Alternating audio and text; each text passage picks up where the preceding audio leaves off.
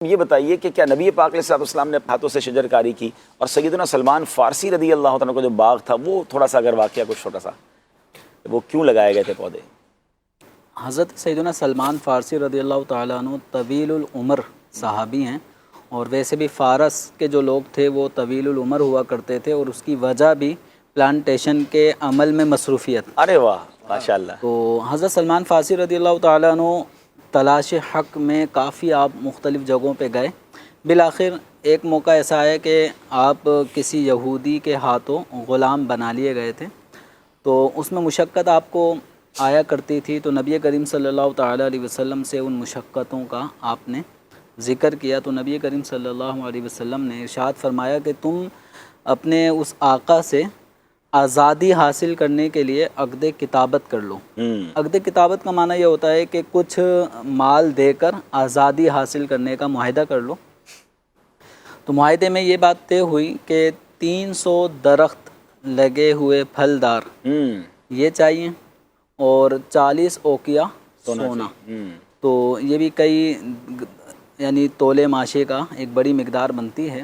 تو حضرت سیدنا سلمان فارسی رضی اللہ تعالی عنہ نے اس بات کو پھر اوکے کر لیا۔ اب معاملہ آیا کہ 300 درخت بھی اب بنا کر دینے ہیں، اور اس کے اندر جیسے کہ اب ہم نے ابھی بیفور اینڈ آفٹر دیکھا کہ 1 سال پہلے یا کچھ عرصے پہلے زمین کیسی تھی، اور اب کچھ آفٹر ہمیں کچھ تبدیلی نظر آئی، لیکن ایک بڑی تبدیلی نہیں ہے، بہت ایسا نہیں کہ بہت، ہاں کیونکہ ابھی 1-2 سال ہی ہوئے ہیں۔ تو اب کھجور کے درخت چاہیے، اور وہی پھلدار، اس میں تو کئی سال لگتے اس ہیں، میں تو ٹائم لگتا ہے۔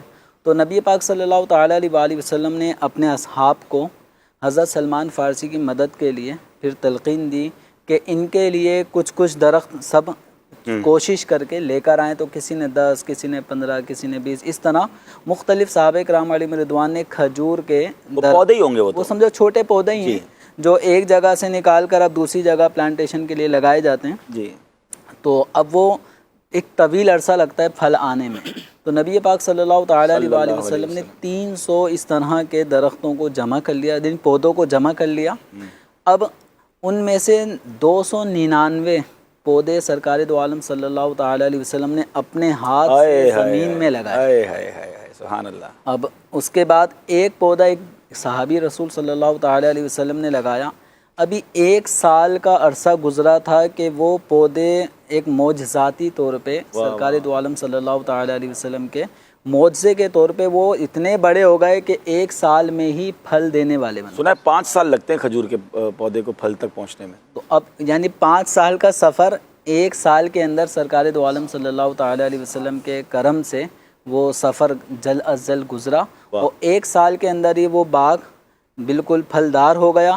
لیکن وہ ایک درخت، وہ ایک پودا جو سرکار دو عالم صلی اللہ علیہ وسلم نے اپنے ہاتھ سے نہیں لگایا تھا، تو اس میں آپ صلی اللہ تعالیٰ علیہ وسلم کے معجزے کا مزید اظہار بھی تھا۔